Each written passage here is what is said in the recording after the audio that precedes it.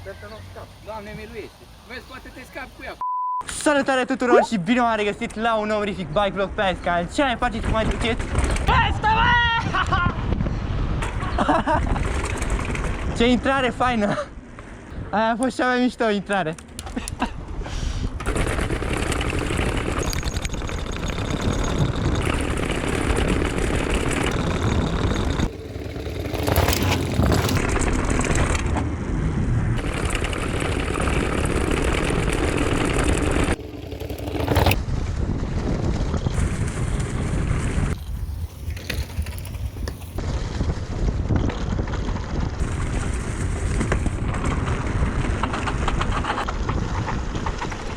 Mamă, eu nu fac ghidonul, frate!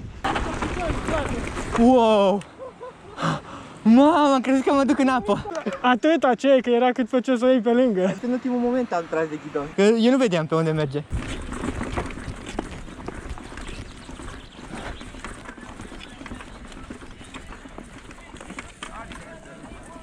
Mă, ce easy a fost!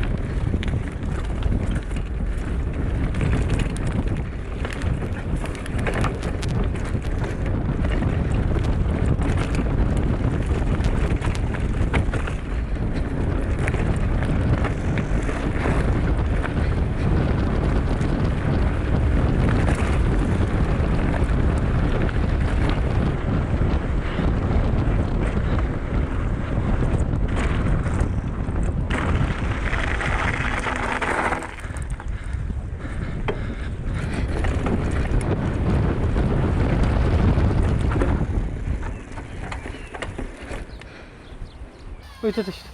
Sper să nu scap. Doamne miluiește, să scape deodată. Aparent plutește. Pare că parcă nu-i bicicleta. Plutește, nu mă așteptam. Puteai.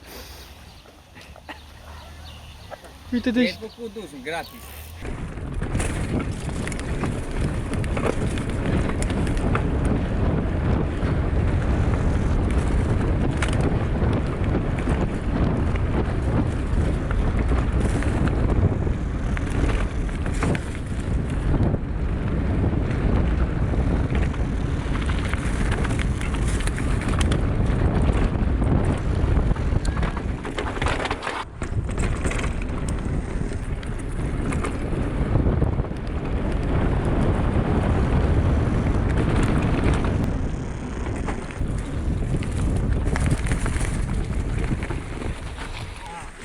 Noroi!